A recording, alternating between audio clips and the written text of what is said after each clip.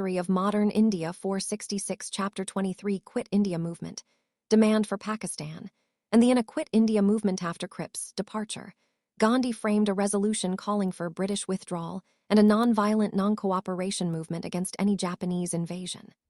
The CWC meeting at Wardha, July 14, 1942, accepted the idea of a struggle. Why start a struggle now? The reasons were several. 1. The failure of the Cripps mission to solve the constitutional deadlock exposed Britain's unchanged attitudinal constitutional advance and made it clear that any morcellance would be tantamount to accepting the British righto, decide the fate of Indians without consulting them too. There was popular discontent because of rising prices and shortage of rice, salt, etc., and because of factors such as commandeering of boats in Bengal and Orissa. There were fears of Britain following a scorched earth policy in Assam, Bengal, and Orissa against possible Japanese advance 3. News of reverses suffered by the British in Southeast Asia and an imminent British collapse enhanced popular willingness to give expression to discontent. The Japanese troops were approaching the borders of India. Popular faith. Quit India movement, demand for Pakistan. 467 in the stability of British rule was so low that people were withdrawing deposits from banks and post offices. 4. The manner in which the British evacuated from Southeast Asia, leaving the subjects to their fate. 2 roads were provided. Black Road for Indian refugees and White Road exclusively for European refugees. And the route of a European power by an Asian power shattered white prestiging the British behavior towards the Indian subjects in Southeast Asia, exposed the racist attitude of the rulers. 5. The leadership wanted to condition the masses for a possible Japanese invasion. The Quit India resolution in July 1942, the Congress Working Committee met at Wardha and resolved that it would authorize Gandhi to take charge of the non-violent mass movement. The resolution generally referred to as the Quit India resolution. Proposed by Jawaharlal Nehru and seconded by Sardar Patel, it was approved by the All India Congress Committee meeting in Bombay in August. The Quit India resolution was ratified at the Congress meeting at Gwalior Tank, Bombay, on August 8, 1942. The meeting also resolved to Black Circle demand an immediate end to British rule in India. Black Circle declare commitment of Free India to defend itself against all types of fascism and imperialism.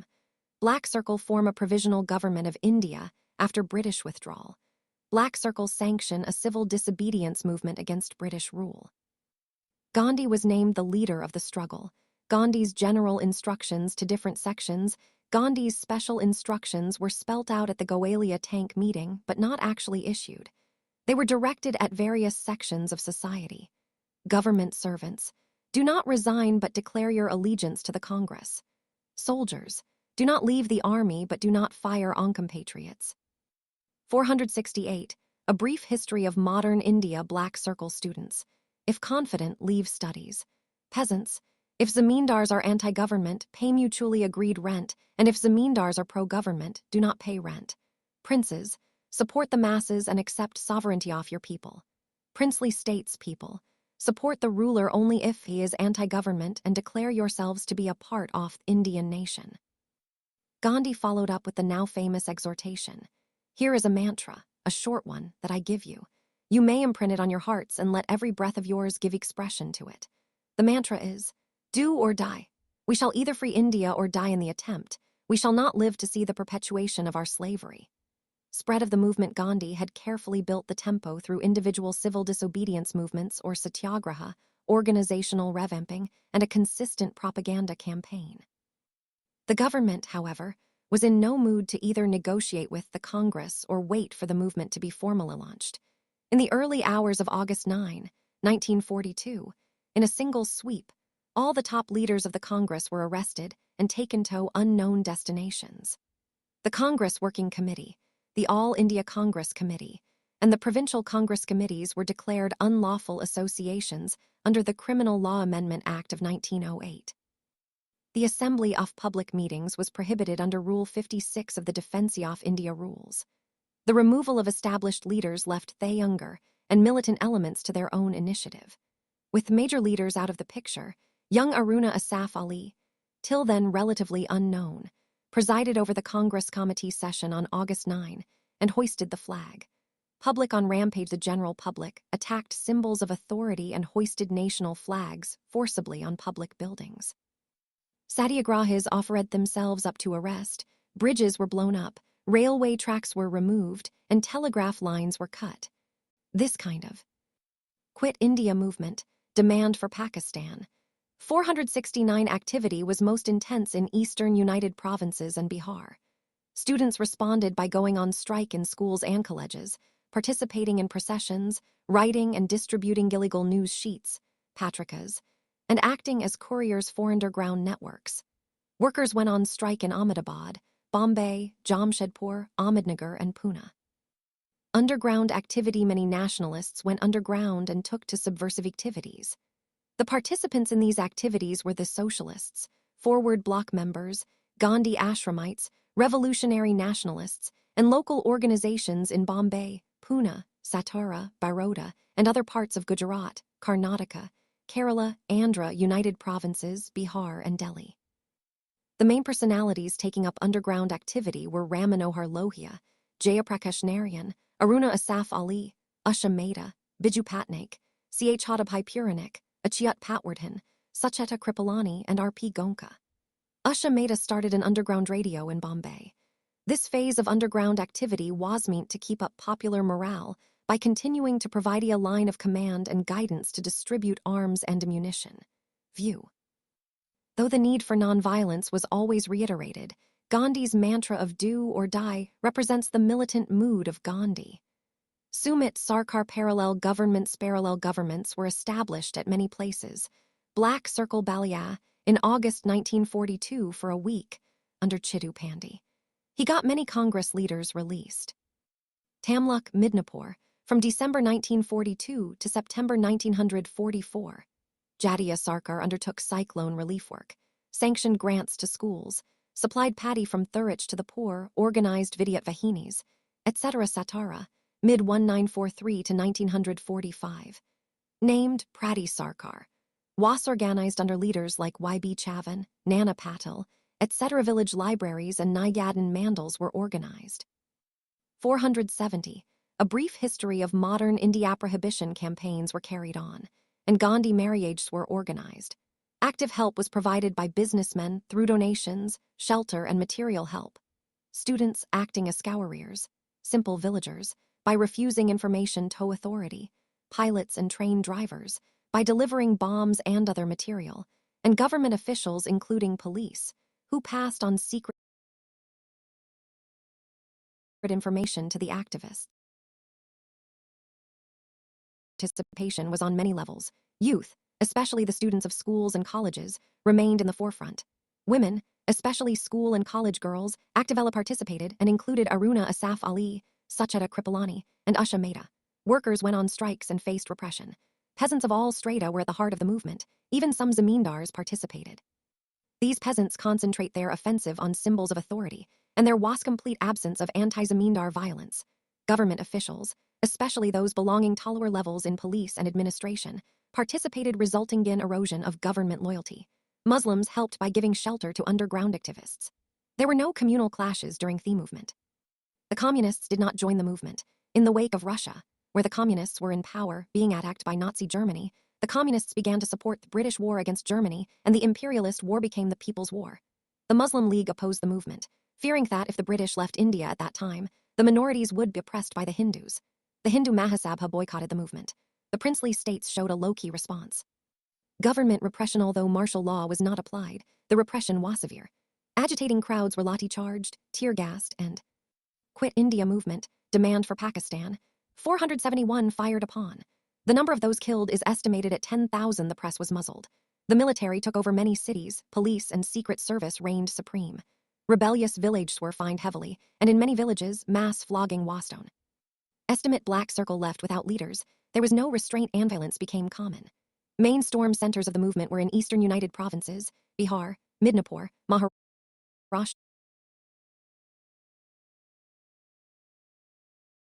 Karnataka. Black circle students, workers, and peasants were the backbone of the movement, while the upper classes and the bureaucracy remained largely loyal. Loyalty to government suffered considerable erosion. This also showed how deep nationalism had reached. The movement established the truth that it was no longer possible to rule India without the wishes of Indians. The element of spontaneity was higher than before, although a certain degree of popular initiative had been sanctioned by the leadership itself, subject to limitations off the instructions. Also, the Congress had been ideologically, politically, and organizationally preparing for the struggle for a long time. The great significance was that the movement placed a demand for independence on the immediate agenda of the national movement. After Quit India, there could be no retreat. In this struggle, the common people displayed unparalleled heroism and militancy. The repression they faced was most brutal, and the circumstances under which resistance was offered were most adverse. Gandhi fasts. In February 1943, Gandhi started a fast as an answer to exhortation by the government to condemn violence. The fast was directed against the violence of the state. The popular response to the news of the fast was immediate and overwhelming. Protests were organized at home and abroad through hurdles, demonstrations, and strikes. 3 members. 472. A brief history of modern India. The Viceroy's Executive Council resigned. The fast achieved the following. Black circle public morale was raised. Anti-British feeling was heightened. An opportunity was provided for political activity. Government's high-handedness was exposed. Gandhi got the better of his opponents and refused to oblige by dying. On March 23, 1943, Pakistan Day was observed. Famine of 1943. The horror and inconveniences of war were increased by the famine of 1943. The worst affected areas were southwest Bengal, comprising the Tamilak-Kantai Diamond Harbour region, Dhaka, Faridpur, Tipura, and Noakhali. Around 1.5 to 3 million people perished in this basically man-made famine. The epidemics, malaria, cholera, and smallpox, malnutrition, and starvation. The fundamental causes of the famine were as follows. 1. The need to feed a vast army diverted foodstuffs. 2. Rice imports from Burma and Southeast Asia had been stopped. 3. The famine got aggravated by gross mismanagement and deliberate profiteering. Rationing methods were blatant and were confined to big cities.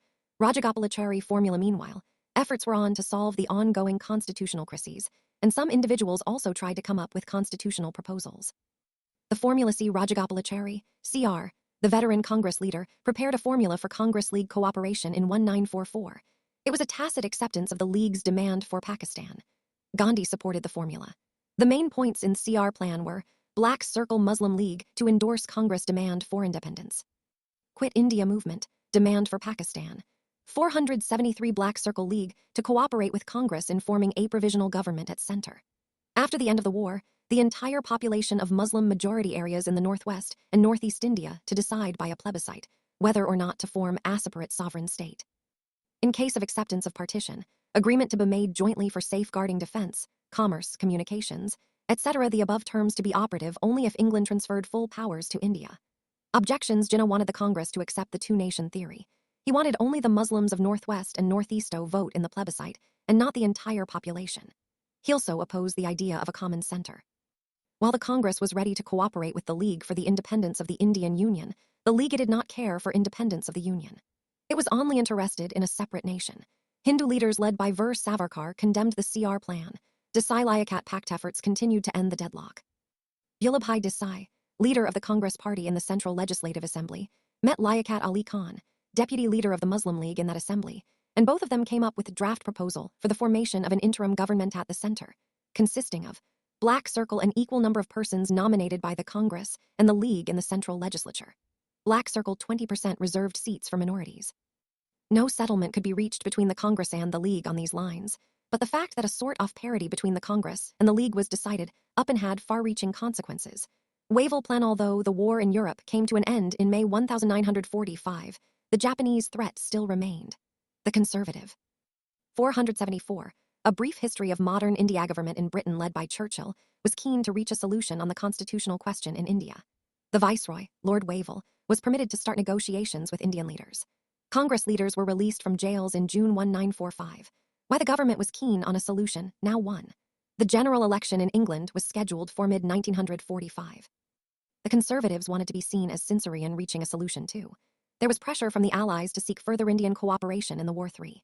The government wanted to divert Indian energies into channels more profitable for the British. The idea was to reconstruct the Governor-General's Executive Council pending the preparation of a new constitution. For this purpose, a conference was convened by the Viceroy, Lord Wavell, at Shimla in June 1945. The main proposals of the Wavell Plan were as follows.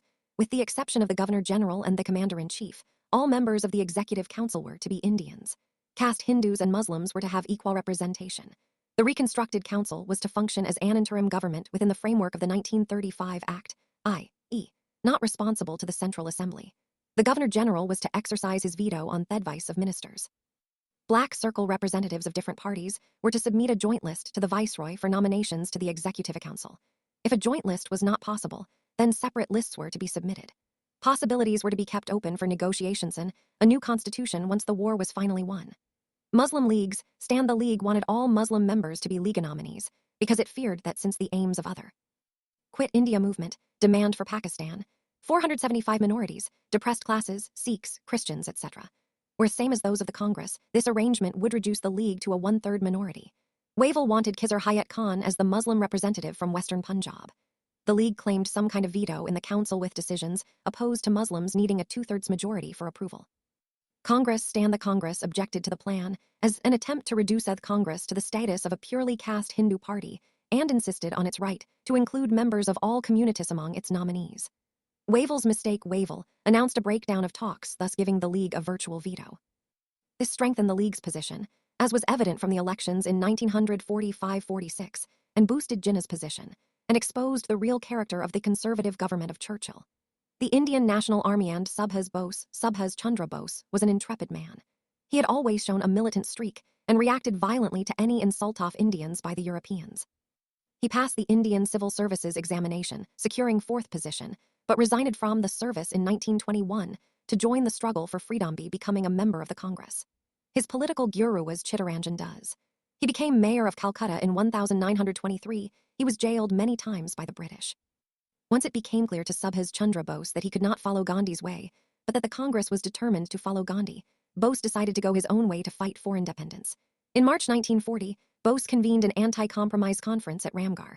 It was a joint effort of the Forward Bloc and the Kisan Sabha. It was resolved at the conference that a worldwide struggle should be launched on April 6, the 476, a brief history of modern India, first day of the National Week, with a call to the people not to help the imperialist war with any resource, men, money, or materials. He called for resistance to be offered to all forms of exploitation of Indian resources for the imperial cause. There was enthusiastic participation by the people in the struggle launched on April 6. Bose was arrested in July when he protested and tried to launch a satyagraha against a proposed monument for Holwell in Calcutta. He was released from prison and placed under house arrest in December 1940 after a hunger strike. In January 1941, it was reported that Bose had escaped. On January 26, 1941, he reached Peshawar under the pseudonym Ziauddin, helped by Bhagat Ram. Later, it was heard that he had left India to supplement from outside the struggle going on at home. He was reported to have approached Russia for help in the Indian struggle for freedom from Britain. But in June 1941, Russia joined the Allies in the war, which disappointed Bose. He then went to Germany. Bose met Hitler under the pseudonym Orlando Mazzata. With the help of Hitler, the Freedom Army Mukti Sena was formed, which consisted of all the prisoners of war of Indian origin captured by Germany and Italy. Dresden, Germany, was made the office of the Freedom Army.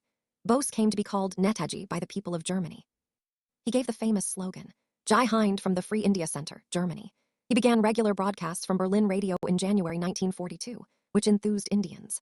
In early 1943, he left Germany and traveled by German and later by Japanese submarines to reach Japan, and then Singapore in July of the same year.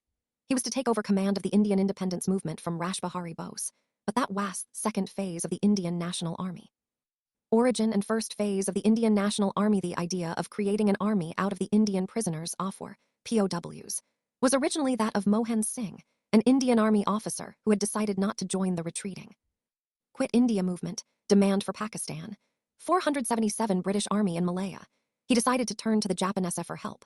The Japanese had, till then, encouraged Indian civilians to form anti-British organizations. Mohan Singh asked for Indian prisoners of war. The Japanese handed over the Indian prisoners of war to Mohan Singh, who tried to recruit them into an Indian National Army. After the fall of Singapore, several POWs were ready to join Mohan Singh. By the end of 1942, 40,000 men were ready to join the INA. It was intended that the INA would go into action only on the invitation of the Indian National Congress and the people of India. The move to form Thai's army has been seen by many as a check against the misconduct of the Japanese against Indians in Southeast Asia, as a bulwark against a possible future Japanese occupation of India. The INA got a boost with the outbreak of the Quit India movement in India. In September 1942, the 1st Division off INA was formed with 16,300 men. With the Japanese contemplating an Indian invasion, the idea of an armed wing off INA seemed more relevant to them. But soon, serious differences emerged between the Indian Army officers, led by Mohan Singh, and the Japanese over the role to be played by the INA.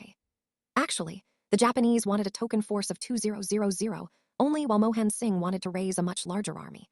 Mohan Singh was taken into custody by the Japanese. The second phase began with the arrival of Subhas Bose in Singapore. But before that, in June 1943, Subhas Chandra Bose, under pseudonym Abid Hussain, reached Tokyo and met the Japanese Prime Minister, Tojo. The role of Rashbihari Bose, another great freedom fighter, should also be acknowledged here. He had fled to Japan in 1915 following the failed revolutionary activities. In Japan, Rashbihari Bose eventually became a naturalized citizen. He made a lot of effort in getting the Japanese interested in the Indian independence movement.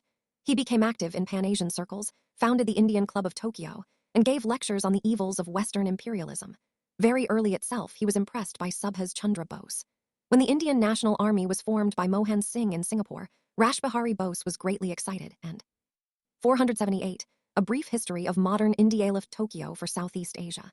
It was at a conference in Bangkok, also under Japanese occupation at the time, that it was decided to place the INA under an Indian Independence League, whose chairman would be Rashbihari Bose himself. He had created the league in 1942 in Tokyo. When Subhash Bose was sought by the Japanese to lead the INA, he was ready for it.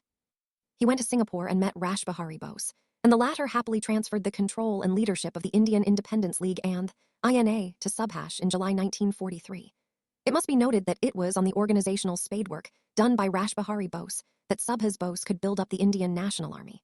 Subhas Bose became Supreme Commander of the INA on August 25. In February 1944, after a collapse of his lungs, Rashbihari's health steadily deteriorated, and he died on January 21, 1945, aged 58. On October 21, 1943, Subhas Bose formed the Provisional Government for Free India at Singapore with H.C. Chatterjee Finance Portfolio, MAAR Broadcasting, Lakshmi Swaminathan Women Department, etc. The famous slogan, "Give me blood, I will give you freedom," was given in Malaya. This provisional government declared war on Britain and the United States, and was recognized by the Axis powers. Recruits were trained and funds collected for the INA. A women's regiment called the Rani Jhansi Regiment was also formed.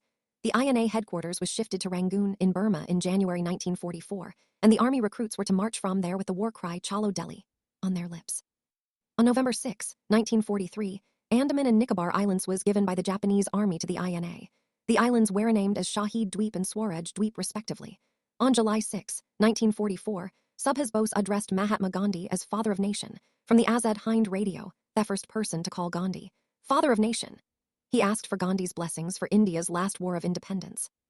One INA battalion commanded by Shah Nawaz was allowed to accompany the Japanese army to the Indo-Burma front and participate in the Impul campaign. However, the Quit India movement, demand for Pakistan. 479 Indians received discriminatory treatment from the Japanese, which included being denied rations and arms, and being mandito do menial work for the Japanese units, and this disgusted and demoralized the INA units. The Azad Hind Fauj crossed the Burma border and stood on Indian soil on March 18, 1944. The INA unit subsequently advanced up to Kohima and Impul. On April 14, Colonel Malik of the Bahadur Group hoisted the INA flag for the first time on the Indian mainland at Muarang, in Manipur, where the INA Memorial Complex stands today to enthusiastic cries of Jai Hind and Netaji Zindabad. For 3 months, the INA carried out military administration duties at Muarang, but then the Allied forces reclaimed the territory. The INA met the same fate as the Japanese, and all brigades began their withdrawal on July 18, 1944. The steady Japanese retreat thereafter quashed any hopes of the INA liberating the nation. The retreat continued until mid-1945. On August 15, 1945, the surrender of Japan in the Second World War took place, and with this, the INA also surrendered. On August 18, 1945, reportedly, Subhas Bose died mysteriously in an air crash at Taipei, Taiwan. But when the INA POWs were brought back to India after the war to be court-martialed, a powerful movement emerged in their defense. Summary: Quit India movement *. Why launch a movement now? Failure of Crips offer an evidence of British lack of will to concede. Indian demands public discontent against wartime hardships. A feeling of imminent British collapse. Indian leadership's desire to prepare masses for possible Japanese invasion. *. Meeting. Bombay. August 8, 1942. The meeting ratifies Quit India Resolution. August 9, 1942. All prominent leaders arrested. 480. A brief history of modern India * major activity public on rampage, especially eastern UP, Bihar, Bengal, attacking symbols of authority underground activity to provide a line of command parallel governments in Balia, UP, Tamluk, Bengal, and Satara, Maharashtra. Sections participating included youth, women, workers, peasants, government officials. Some communists. February 1943 Gandhi started a fast. March 23, 1943 Pakistan was day observed. Black C. Rajagopalachari formula. March 1944. League should immediately support independence for India and cooperate in interim government. After war, Muslim majority areas were to exercise right to self-determination. In case of partition, Common Center for Defense, Commerce, Communications, etc. Jinnah rejected the offer as he wanted Congress to accept that nation theory. Black Decisive Pact Congress and League nominees to have equal representation in central executive 20% of seats reserved for minorities. Black Wavel Plan. Shimla Conference. June 1945. An all-Indian Executive Council, except the Governor-General and Commander-in-Chief, equal representation for caste Hindus and Muslims. Muslim League wanted all Muslims to be its nominees and claimed a communal veto in the Executive Council Congress, objected to it being painted purely as a caste Hindu party. Black Circle Subhas Bose, and the INA. Origin of INA. Mohan Singh's role. First phase of INA. Second phase of INA. Subhas Bose takes over from Ras Bihari Bose. INA achievements. Flag hoisted on Indian sole retreat of INA with the Japanese with the end of Second World War. 481 Chapter 24. Post-war national scenario. 2 strands of national upsurge. 2 basic strands of national upsurge can be identified during the last 2 years of British rule. Tortuous negotiations involving the government, Congress, and Muslim League, increasingly accompanied by communal violence and culminating in freedom and the partition. Roman 2. Sporadic, localized, and often extremely militant and united mass action by workers, peasants, and statespeoples, which took the form of a countrywide strike wave. This kind of activity was occasioned by the INA release movement, Royal Indian Navy, RIN, revolt, Tebhagam movement, Worli revolt, Punjab Kisan Morchas, Travancore people's struggle, especially the Punna Prevailer episode, and the Telangana peasant revolt. Change in government's attitude. When the government lifted the ban on the Congress and released the Congress leaders in June 1945, they expected to find a demoralized people. Instead, they found tumultuous crowds impatient to do something. Popular energy resurfaced after 3 years of repression. People's expectations were. 482. A brief history of modern India heightened by the release of their leaders. The Wavel Plan, backed by the Conservative government in Britain, failed to break the constitutional deadlock. In July 1945, Labour Party formed the government in Britain. Clement Attlee took over as the new Prime Minister and Pethick Lawrence as the new Secretary of State for India. In August 1945,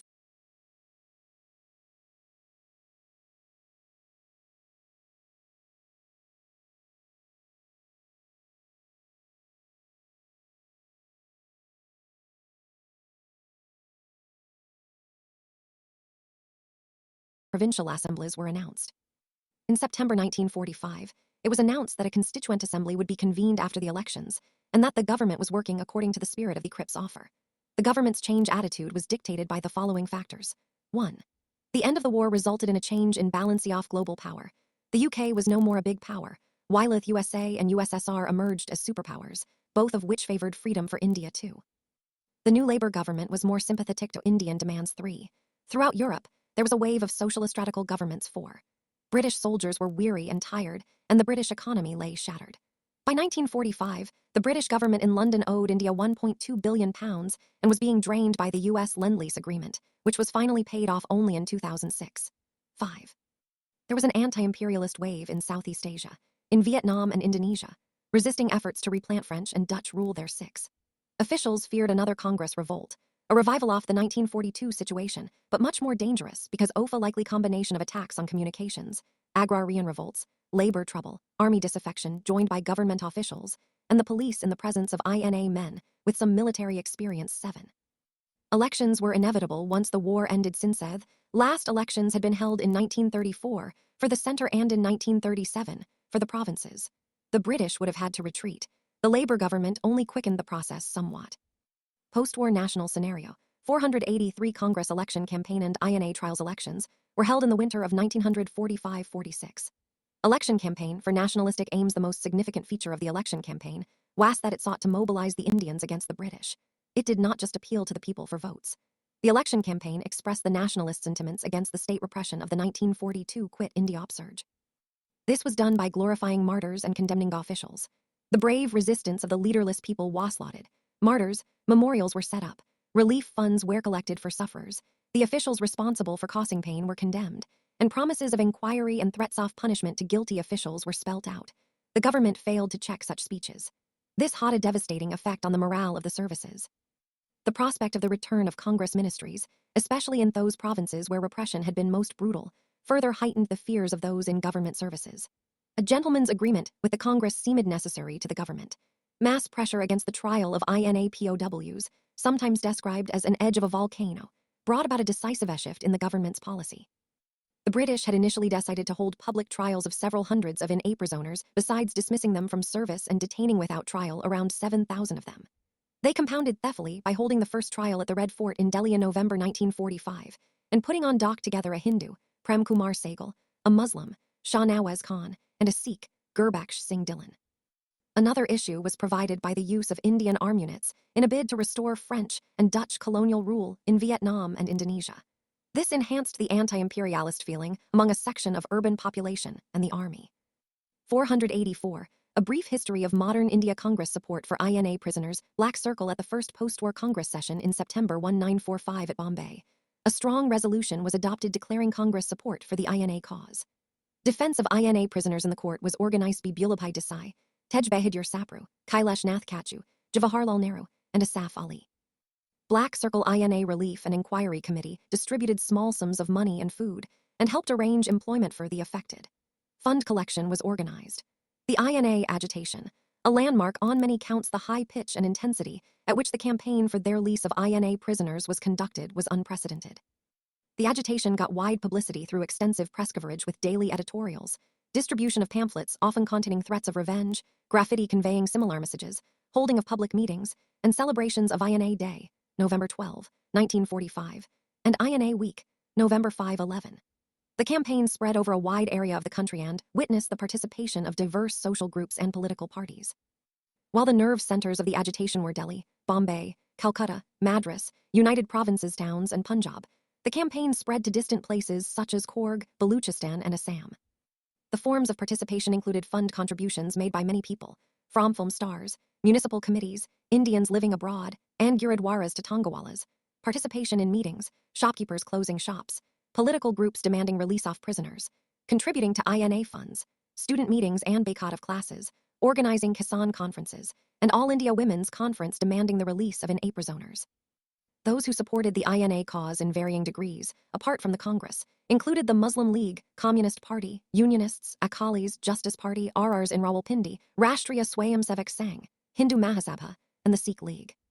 Post-war national scenario, 485 pro-INA sentiments surfaced in traditional bulwarks off the Raj. Government employees collected funds. The Loyalists, the gentlemen with titles, appealed to the government to abandon the trials for good Indo-British relations. Men of the armed forces were unexpectedly sympathetic and attended meetings, received those released, often in uniforms, and contributed funds.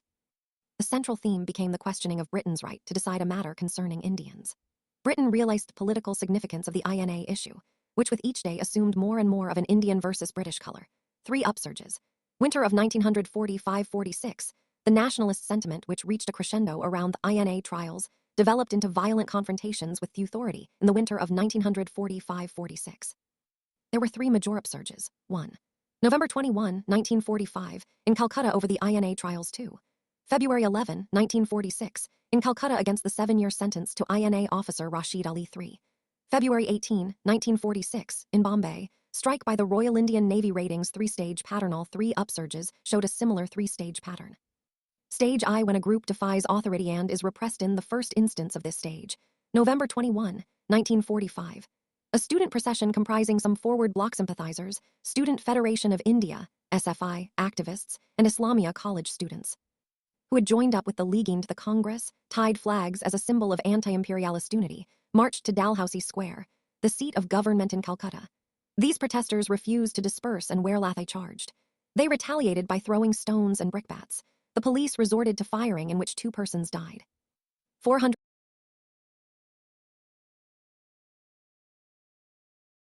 government in Calcutta. These protesters refused to disperse and were lathi charged. They retaliated by throwing stones and brickbats. The the police resorted to firing in which 2 persons died. 486. A Brief History of Modern India in the Next Step, February 11, 1946. The protest wassailed by Muslim League students in which some Congress and Communist students' organizations joined. Some arrests provoked the students to defy Section 144. There were more arrests, and the agitating students were lathi-charged. Rebellion by naval ratings on February 18, 1946. Some 1,100 Royal Indian Navy (RIN) ratings of HMIS Talwar went on a strike to protest against racial discrimination, demanding equal pay for Indian and white soldiers, unpalatable food, abuse by superior officers, arrest of a rating for scrawling, quit India on HMIS Talwar, INA trials, and use of Indian troops in Indonesia, demanding their withdrawal. The rebellious ratings hoisted the tricolor, crescent, and the hammer and sickle flags on the mast of the rebel fleet. Other ratings soon joined, and they went around Bombay in lorries holding Congress flags, threatening Europeans and policemen. Crowds brought food to the ratings, and shopkeepers invited them to take whatever they needed. Stage II. When the city people joined in this phase was marked by a virulent anti-British mood resulting in the virtual paralysis of Calcutta and Bombay. There were meetings, processions, strikes, hardles, and attacks in Europeans, police stations, shops, tram depots, railway stations, banks, besides stopping of rail and road traffic by squatting on tracks and barricading of streets. Stage III. When people in other parts of the country expressed sympathy and solidarity while the students boycotted classes and organized hardle-sand processions to express sympathy with other students and the ratings, there were sympathetic strikes in military establishments in Karachi, Madras, Vishakhapatnam, Calcutta, Delhi, Cochin, Jamnagar, Andamans, Bahrain, and Aden. There were strikes by the Royal Indian Air Force in Bombay, Pune, Calcutta, Jessore, and Ambala. Post-war national scenario, 487. Patel and Jinnah persuaded the ratings to surrender on February 23 with an assurance that national parties would prevent any victimization. Evaluation of potential and impact of the three upsurges. The three upsurges were significant in many ways. Black Circle fearless action by the masses was an expression of militancy in the popular mind. Revolt in the armed forces had a great liberating effect on the minds of people. The RIN revolt was seen as an event marking the end of British rule. These upsurges prompted the British to extend some concessions. On December 1, 1946, the government announced that only those INA members accused of murder or brutal treatment of fellow prisoners would be brought to trial. Roman II. Imprisonment sentences passed against the first batch were remitted in January 1947. Roman III. Indian soldiers were withdrawn from Indochina and Indonesia by February 1947. Roman IV. The decision to send a parliamentary delegation to India, November 1946, was taken. The decision to send cabinet mission was taken in January 1946, but could the communal unity witnessed during this events, if built upon, have offered a way out of the communal deadlock? Or, in other words, what was the potential of this upsurges? These upsurges were in the nature of direct and violent conflict with authority, which had obvious limitations. Unlike more militant sections could participate. These upsurges were short-lived and were confined to a few urban centers, while the general INA agitation reached the remotest villages. Communal unity witnessed was more organizational than a unity among the people. Muslim ratings went to the League to seek advice, and the rest to the Congress and the Socialists. 488. A Brief History of Modern India. Despite considerable erosion of the morale of the bureaucracy, the British infrastructure to repress was intact. They were soon able to control the situation. It was a Maratha battalion in Bombay that rounded up the ratings and restored them to their barracks. Congress strategy. The leftists claim that the Congress indifference to their revolutionary situation arose because of two considerations: that the situation would go out of its control, and that undisciplined armed forces were vital in a free India. They also claim that if the Congress leaders had not surrendered top-war play, a different path to independence would have emerged. But actually, these upsurges were an extension of farlier nationalist activity fostered by the Congress through its election campaign, its advocacy of the INA cause, and highlighting of the excesses of 1942. These upsurges were distinguishable from the earlier activity because of their form of articulation. These were violent challenges to the authority, while the earlier activity was a peaceful demonstration of national solidarity. The Congress did not officially support these upsurges because of their tactics and timing. Negotiations had been an integral part of the Congress strategy, to be explored before a mass movement could be launched, especially when the British were seen to be preparing to leave soon. In Gandhi's opinion, the mutiny was badly advised. If they mutinied for India's freedom, they were doubly wrong. If they had any grievances, they should have waited for the guidance of leaders. Election results. Performance of the Congress Black Circle. It got 91%. Election results. Performance of the Congress Black Circle. It got 91% of non-Muslim votes. It captured 57 out of 102 seats in the Central Assembly. In the provincial elections, it got a majority in most provinces, except in Bengal, Sindh, and Punjab. The Congress majority provinces included the NWFP and Assam, which were being claimed for Pakistan. Post-war national scenario, 489 Muslim League's performance black circle, it got 86.6% of the Muslim votes. It captured the 30 reserved seats in the Central Assembly. In the provincial elections, it got a majority in Bengal and Sindh. Unlike in 1937, now the League clearly established itself as the dominant party among Muslims. In Punjab, a unionist Congress Akali coalition under Khizr Hayat Khan assumed power. Significant features of elections: the elections witnessed communal voting, in contrast to this strong anti-British unity shown in various upsurges due to 1. Separate electorates, and 2. Limited franchise. For the provinces, less than 10% of the population could vote, and for the Central Assembly, less than 1% of the population was eligible. The cabinet mission: the Attlee government announced in February 1946 the decision to send a high-powered mission of 3 British cabinet members: Pethick Lawrence, Secretary of State for India; Stafford Cripps, President of the Board of Trade; and Davy Alexander, First Lord of Admiralty, to India to find out ways and means for a negotiated, peaceful transfer of power to India. Pethick Lawrence was the chairman of the mission. Why British withdrawal seemed imminent now. 1. The success of nationalist forces in the struggle for hegemony was fairly evident by the end of the war. Nationalism had penetrated into hitherto untouched section sand areas too. There was a demonstration in favor of nationalism among the bureaucracy and the loyalist sections, because the paucity of European ICS recruits and a policy of Indianization had ended the British domination of the ICS as early as the First World War, and by 1939, there existed a British-Indian parity. The Long War had caused weariness and economic. 490. A brief history of modern India views. The British cabinet saw the growing rift between the Congress and the Muslim League as their trump card. Both Linlithgow and the cabinet looked to the rivalry of the Congress and the League as their most useful weapon against the demands of either. B.R. Tomlinson: our time in India is limited, and our power to control events almost gone. We have only prestige and previous momentum to trade on, and these will not last long. Lord Wavell, October 1946, worries. Now only a depleted, war-weary bureaucracy batter Redby. The 1942 events remained 3. The British strategy of conciliation and repression had its limitations and contradictions. Black circle: after the Cripps offer, there was little left to offer for conciliation except full freedom.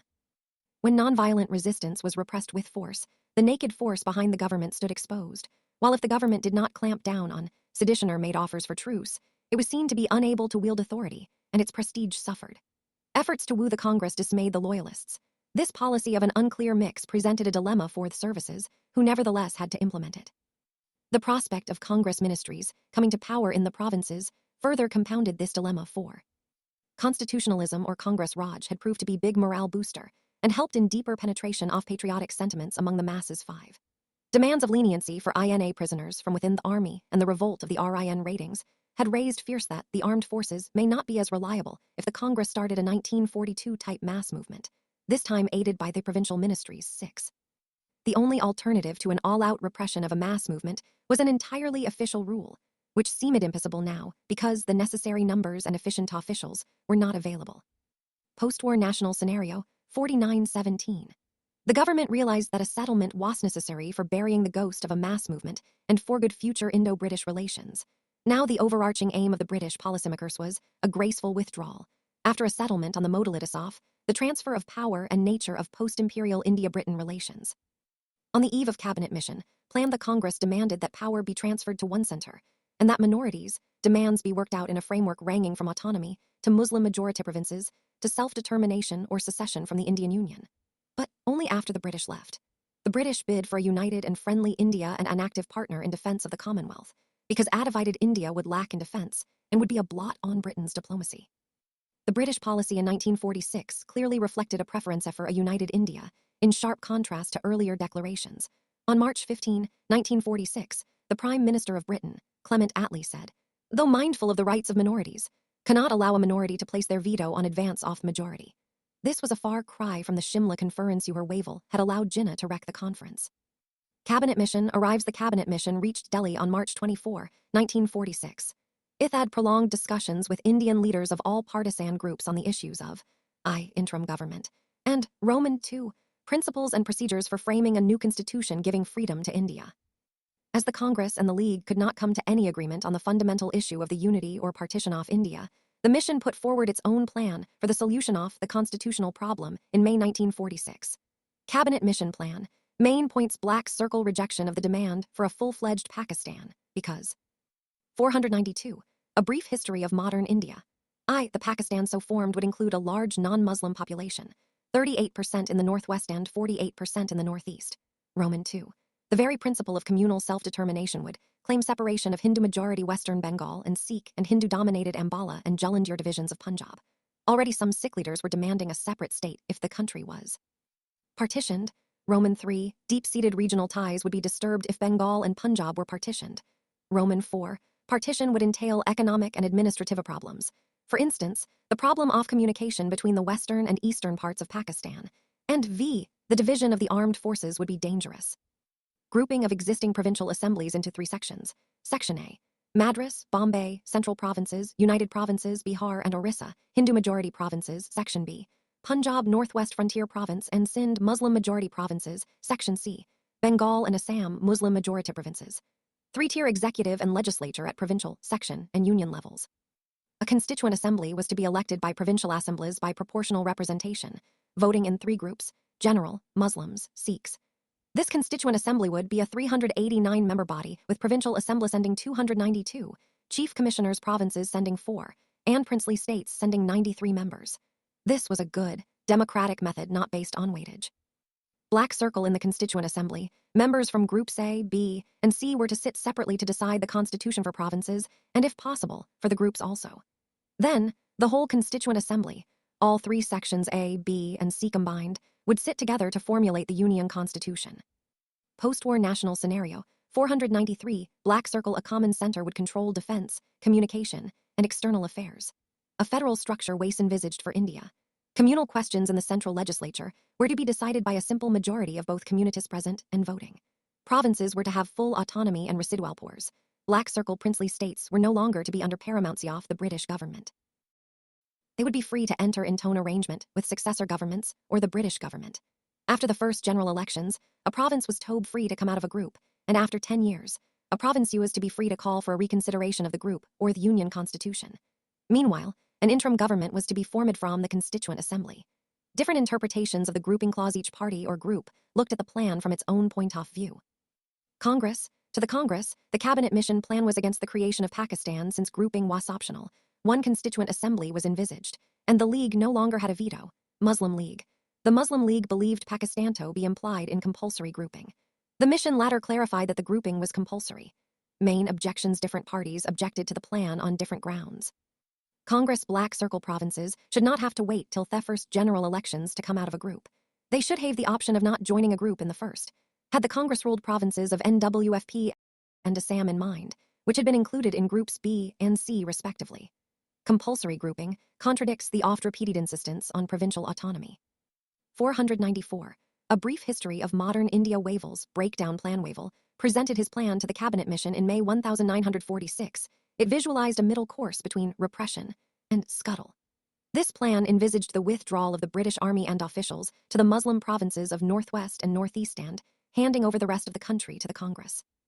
Though superseded by the Cabinet Mission Plan, Wavell's plan was evidence of Black Circle British recognition of the impossibility of suppressing any future Congress-led rebellion, and Black Circle desire in some high official circles to make a Northern Ireland of Pakistan.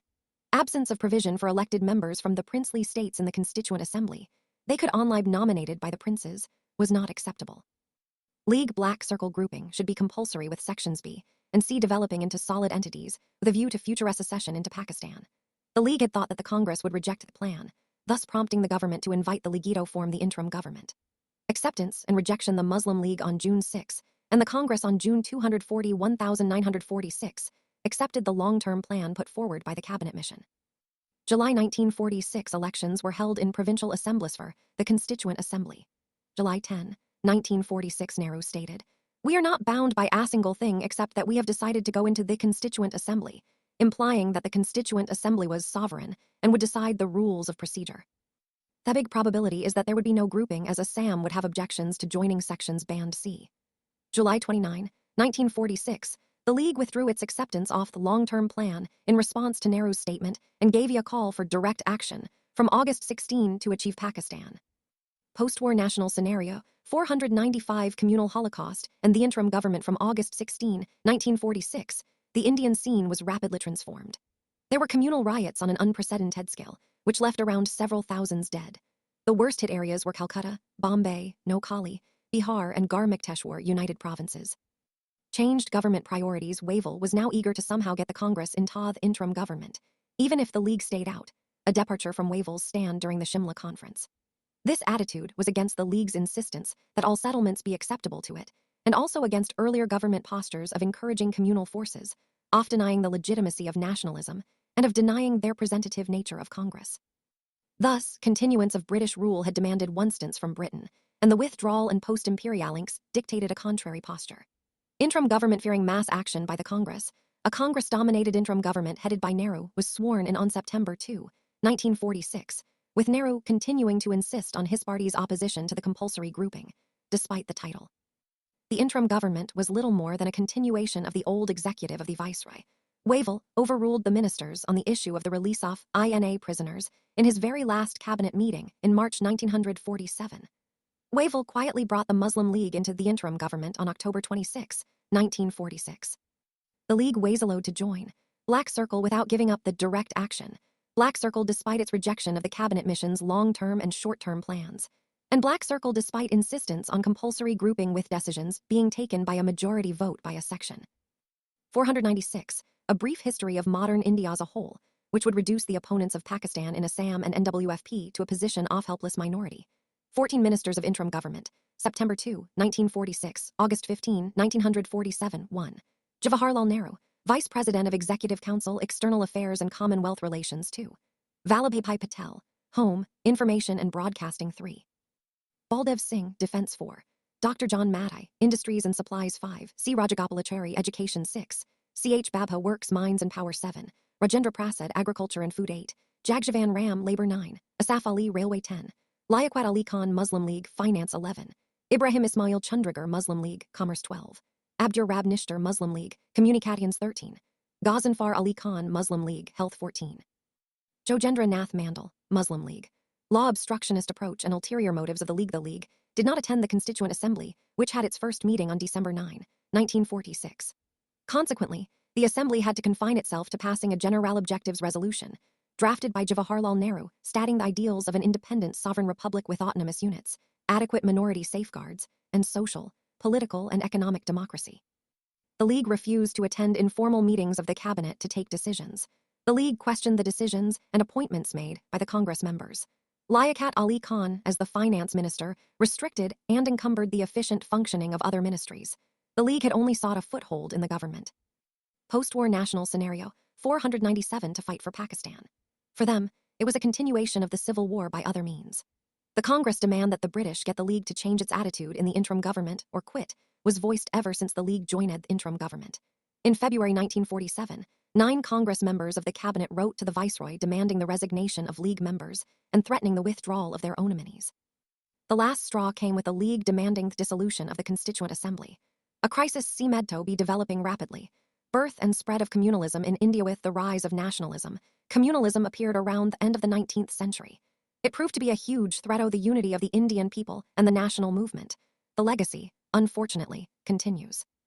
Characteristic features of Indian communalism, more accurately, sectarianism, is Basicalian ideology, which gives more importance to one's own ethnic/religious group rather than to the wider society as a whole, evolved through 3 broad stages in communal nationalism, the notion that since a group or a section of people belong to a particular religious community, their secular interests are the same, i.e., event those matters which have got nothing to do with religion affect all of them equally. Roman 2. Liberal communalism. The notion that since 2 religious communities have different religious interests, they have different interests in the secular sphere also, i.e., in economic, political, and cultural spheres. Roman 3. Extreme communalism.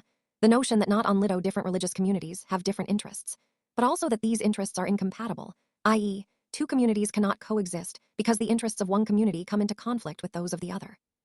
498. A brief history of modern India. There is nothing unique about Indian communalism. It was the result of the conditions which have, in other societies, produced similar phenomena and ideologies such as fascism, anti-Semitism, racism, the Catholic-Protestant conflict in Northern Ireland, and the Christian-Muslim conflict in Lebanon. Bypassing basic economic interests, the communalists claim to protect interests which do not necessarily exist. Communalism is a modern phenomenon, rooted in the modern social, economic, and political colonial structure that emerged out of modern politics based on mass mobilization and popular participation. Modern politics mandate necessary for people to have wider links and loyalties and to form established identities. This process involved the spread of modern ideas of nation, class, and cultural linguistic identity. In India, religious consciousness was transformed into communal consciousness in some parts of the country and among some sections of the people. Its social roots lay in the rising middle classes, who propagated imaginary communal interests to further their own economic interests. Communalism was a bourgeois question par excellence, according to the left. Communalists were backed in their communal campaign by the colonial administration. It was the channel through which colonialists expanded their social base. Communalists and colonialists were helped in their sinister motives by the fact that often socio-economic distinctions in Indian society coincided with religious distinctions. The inherent class contradictions were given a post facto communal coloring by the vested interests. Conservative social reactionary elements gave full support to communalism. Religiosity itself did not amount to communalism. Viewed in a country where lack of education and low awareness of the outside world was a sad reality, religion had the potential of becoming, and was used as, a vehicle of communalism. Reasons for growth of communalism grew in the modern economic, political, and social institutions where new identities were emerging in. Post-war national scenario, 499 haphazard manner, even as the old, pre-modern identities had not diminished. A clash of this fundamental dichotomy gave rise to a communal ideology. Socioeconomic reasons religion did not actually dictate the economic and political interests of the Hindus and Muslims. One community, consisting of Hindus as well as Muslims, differed from another, also consisting of Hindus and Muslims, by language, culture, caste, social status, food and dress habits, social practices or customs, and so on. Even socially and culturally, Hindu and the Muslim masses had developed common ways of life. A Bengali Muslim has much more in common with a Bengali Hindu than with a Punjabi Muslim. Moreover, Hindus and the Muslims were equal victims of oppression and exploitation by British imperialism. Modern Western thought and scientific ideas were not absorbed by Muslim intellectuals, who remained traditional and backward. Even when, as a result of the efforts of reformers, modern education spread among Muslims, the proportion of the educated was far lower among Muslims than among Hindus, Parsis, or Christians. The Muslims also lagged behind as participants in the growth of trade and industry. As the number of educated persons and men of trade and industry among the Muslims was rather small, it was easy for the reactionary big landlords and the richer classes to continue to wield influence over the Muslim masses. Landlords and zamindars, whether Hindu or Muslim, supported the British rule out of self-interest. But among the Hindus, the modern intellectuals and the rising commercial and industrialist class had taken over the leadership from the old order of landlords. The educated Muslims found few opportunities in business or the professions. They inevitably looked for government employment. The British officials and the loyalist Muslim leaders incited the educated Muslims against the educated Hindus. Sid Ahmed Khan and others demanded special treatment for the Muslims in the matter of government service, on the one hand, and on the other told the Muslims that if the educated Muslims remained loyal to the British. 500, a brief history of modern India views there has been a difference of a generation or more in the development of the Hindu and the Muslim middle classes, and that difference continues to show itself in many directions, political, economic, and other. It is this lag which produces a psychology of fear among the Muslims. Jawaharlal Nehru in the discovery of India, he who does what is beneficial to the people of this country, be he a Muhammadan or an Englishman, is not alien. Alienness has to do with interests. Alienness is certainly not concerned with white or black skin or religion. Bal Gangadhar Tilak the latter would reward them with government jobs and other special favors. The same arguments were used by some loyalist Hindus and Parsis with regard to their people. But they were in a small minority. As a result of the underdevelopment due to colonial policies, there was a lack of industrial development. Hence, unemployment was an acute problem in India, especially for the educated, and there was an intense competition for existing jobs. In the circumstances, there were advocates of short-sighted and short-term solutions, such as reservation in jobs on communal, provincial, or caste lines. These persons aroused communal and religious, and, later, caste and provincial passions, in an attempt to get a larger share of the existing limited employment opportunities. It was easy for those desperately searching for jobs for employment to fall prey to such ideas. Because of the economic backwardness of India and rampant unemployment, there was ample scope for the colonial government to use concessions, favors, and reservations to fuel communal and separatist tendencies. Also, modern political consciousness was late in developing among the Muslims, and the dominance of traditional reactionary elements over the Muslim masses helped a communal outlook to take root. There was talk of Hindu nationalism and Muslim nationalism. Politically immature, many Hindus as well as post-war national scenario, 501 Muslims did not realize that the economic, educational, and cultural difficulties they were experiencing were borne out of their subjection to foreign rule, and because of economic underdevelopment. British policy of divide and rule Muslims were generally looked upon with suspicion initially, especially after the Wahhabi and 1857 revolts, and were subjected to repression and discrimination by the British government. Also, the introduction of English education had undermined Arabic and Persian learning, which added further to the economic backwardness and exclusion of the Muslims from service. After the 1870s, with signs of the emergence of India nationalism and growing politicization of the educated middle classes, the government reversed its policy of repression of Muslims, and instead decided to rally them behind the government through concessions, favors, and reservations, and use them against nationalist forces. The government used persons like Sir Sid Ahmed Khan to counter the growing influence of the Congress. Sid Ahmed Khan had a broad-minded and reformist outlook initially, but later he started supporting the colonial government, exhorting the Muslim masses to stay away from the Congress and not touch it politicized. He also started talking of separate interests of Hindus and Muslims. Communalism in history, writing initially suggested by imperialist historians and later adopted by some chauvinist Indian historians, the communal interpretation of Indian history portrayed the ancient phase as the Hindu phase and the medieval phase, which included the rule of the Turks, the Afghans, and the Mughals, as the Muslim phase. The conflicts of ruling classes during the medieval phase were distorted and exaggerated as Hindu-Muslim conflicts. Historians ignored the fact that politics, ancient and medieval as of all times and anywhere, was based on economic and political interests and not on religious considerations. It was in the interests of the British and communal historians to refuse to acknowledge the notion of 502, a brief history of modern India composite culture in India. On its part, the Hindu communal view of history chose to project the view that Indian society and culture had reached ideal heights in the ancient period from which they began to decay in the medieval period because of Muslim rule. In this, there was a refusal to acknowledge how Indian economy and technology, religion and philosophy, arts and literature, culture and society had developed and been enriched in the medieval period. Side effects of socio-religious reform movements, such as the Wahhabi movement among Muslims and Shaddai among Hindus with their militant overtones, made the role of religion more vulnerable to communalism. Reforms, at times, were seen as a process of insulating one community from the influence of another religious community. Side effects of militant nationalism: the early nationalists made conscious efforts to remove a minority fears.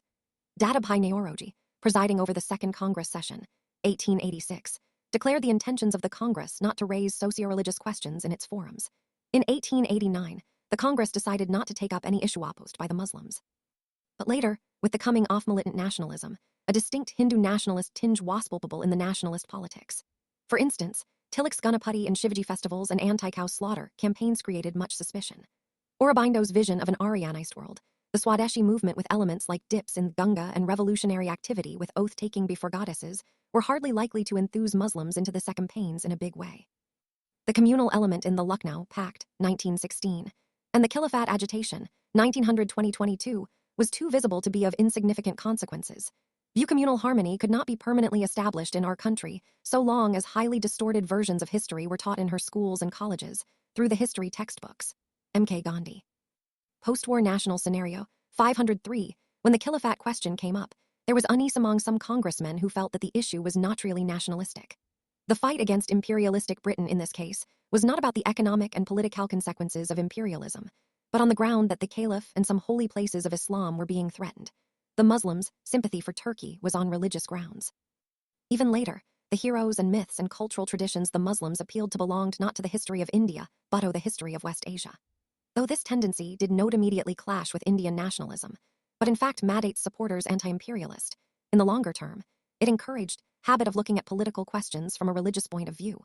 Communal reaction by majority community. The minority communalism met with a reaction from the majority community.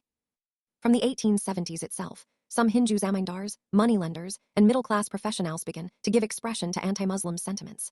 They went to the extent of declaring that the British had liberated the land from Muslim tyranny and saved the Hindus from the oppression by Muslims.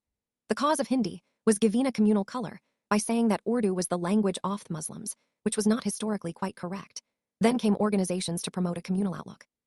The Punjab Hindu Sabha, founded in 1909 by U.N. Mukherjee and Lal Chand, opposed the Congress for trying to unite Indians of all colors into a single nation. They argued that Hindus should side with the colonial government in their fight against Muslims. The All India Hindu Mahasabha held its first session in April 1915 with the Maharaja of Qasim Bazar as president. The Rashtriya Swayamsevak Sangh RSS was established in 1925.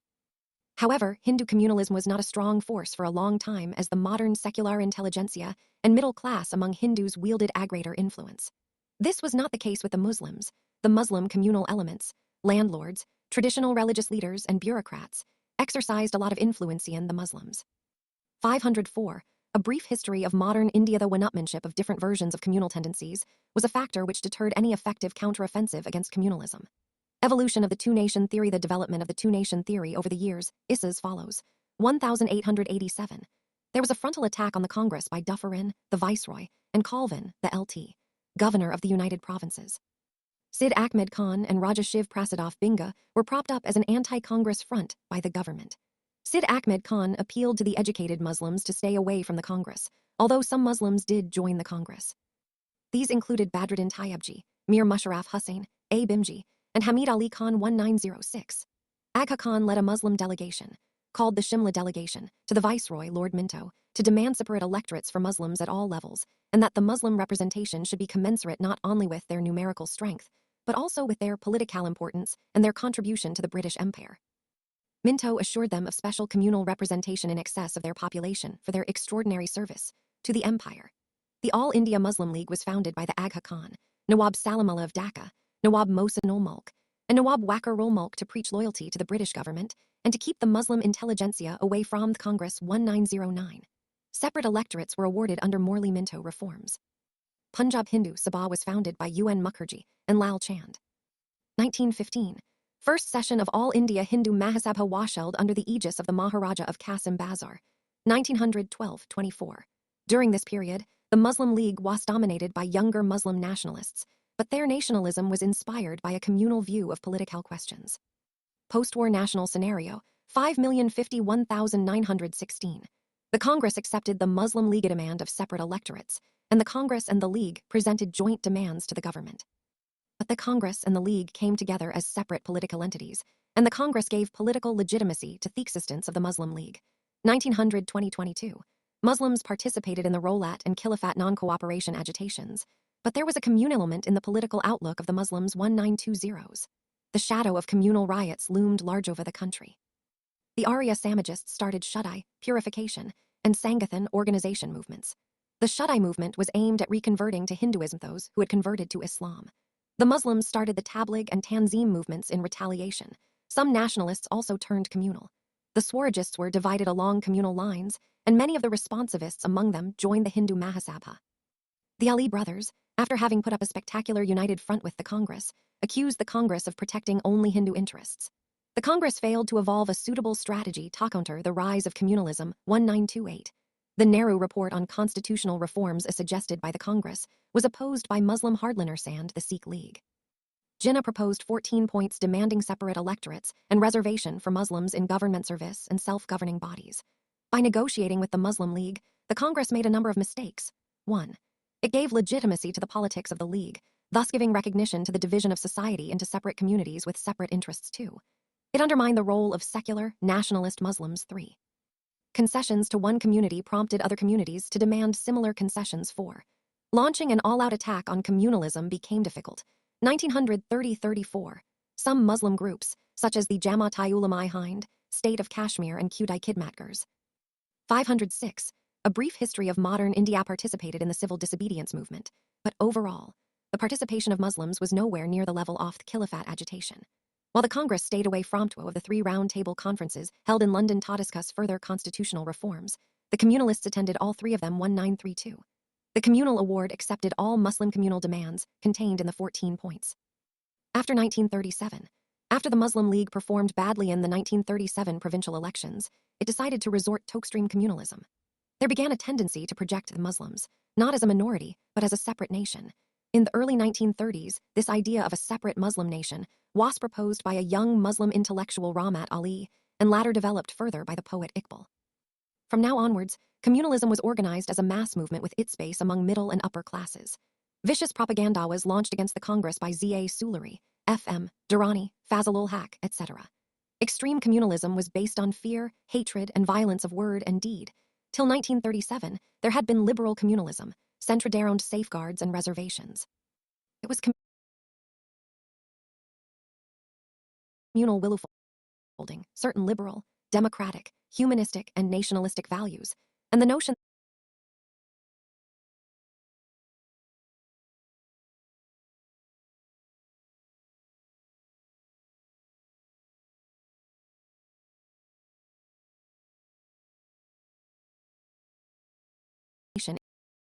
in one national interest. The extreme communalism of Muslims found its echo in the militant communal nationalism of Hindus represented by organizations, such as the Hindu Mahasabha and RSS, and in the thoughts of leaders like Golwakar. There were several reasons for the advent of extreme communalism. 1. With increasing radicalization, the reactionary elements searched for a social base through channels of communalism. 2. The colonial administration had exhausted all other means to divide nationalists. 3. Earlier failures to challenge communal tendencies had emboldened the communal forces. Post-war national scenario, 5,071,937-39. Jinnah blocked all avenues for conciliation by forwarding the impossible demand that the Congress should declare itself a Hindu organization and recognize the Muslim League as the sole representative of the Indian Muslims. March 24, 1940. The Pakistan Resolution was passed at the Lahore session of the Muslim League, calling for grouping of all geographically contiguous Muslim majority areas, mainly northwestern and eastern India, into independent states in which the constituent units shall be autonomous and sovereign, and adequate safeguards to Muslims in other areas where they are in a minority. During Second World War, the British India government gave a virtual veto to the League on political settlement. The League made full use of this privilege and stuck to its demand of a separate Pakistan throughout the negotiations under the August Offer, Cripps, Proposals, Shimla Conference, and Cabinet Mission Plan. Finally, it got what it had aspired for, an independent Pakistan comprising Muslim majority areas of Punjab, Sindh, Baluchistan, Northwest Frontier Province, and Bengal in 1947, views the question of majority and minority community is accuration of the British government and would disappear with their withdrawal. M.K. Gandhi, we divide and they rule. Maulana Muhammad Ali. After 1940, it was clear as daylight to the Muslims that their destiny was neither a second-class citizenship in a uninational Hindu state, nor even the doubtful partnership in multinational India, but a separate nationhood with a separate homeland. History of Freedom Movement of Pakistan. The independent sovereign nation of Pakistan was born in the Muslim University of Aligarh. Aga Khan. 508. A brief history of modern India. Summary. Last 2 years of British rule. 2 basic strands. 1. Tortuous negotiations resulting in freedom and partition, accompanied by communal violence. 2. Sporadic, localized mass action. July 1945, Labour government comes to power in Britain. August 1945. Elections to Central and Provincial Assemblies announced. September 1945. Announcement of a Constituent Assembly after war. A change in government's attitude due to change in global power equations. UK no longer a power Labour government sympathetic to India-tired British soldiers and shattered British economy. Anti-imperialist wave throughout Asia. Officials feared another Congress revolt. 2 main election planks for Congress. 1. Repression of 19,422. Mass pressure against trial of INA POWs. INA agitation. Main features had unprecedented high pitch and intensity, had wide geographical and social spread, penetrated traditional bulwarks of Raj, government employees and loyalists with each day. Became a purely India versus Britain issue. 3 upsurges. 1. November 21, 1945 in Calcutta over INA trials. 2. February 11, 1946 in Calcutta over 7-year sentence. An INA officer. 3. February 18, 1946 in Bombay. Strike by Royal Indian Navy. Ratings. Congress did not support these upsurges because of their Timmingan tactics. Election results. Congress 157 out of 102 seats in Central Assembly. Got majority in Madras, Bombay, UP, Bihar, Orissa, and central provinces, and coalition partner with Unionists and Akalis in Punjab. Muslim League 130 reserved seats in Central Assembly. Got majority in Bengal. Sindh. Why British withdrawal seemed imminent by 1946. Post-war national scenario. 5091. Success of nationalist forces in struggle for hegemony. 2.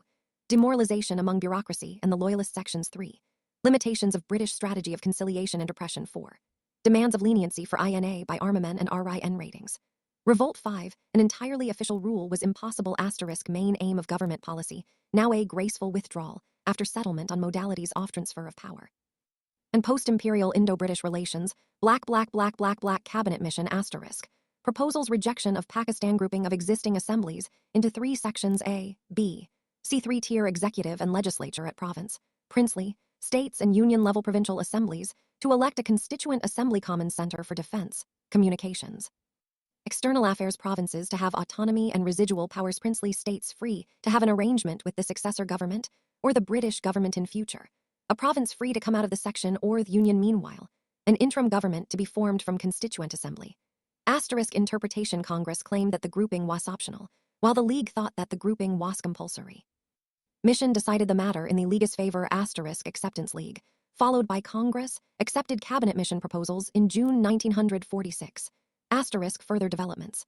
July 1946 League withdrew from the plan after Nehru's press statement and gave a call for direct action from August 16, 1946, September 1946. An interim government headed by Nehru was sworn in. October 1946 League joins interim government and follows an obstructionist approach. February 1947 Congress members demand removal of League members. League demands dissolution of Constituent Assembly. Birth and spread of communalism in India.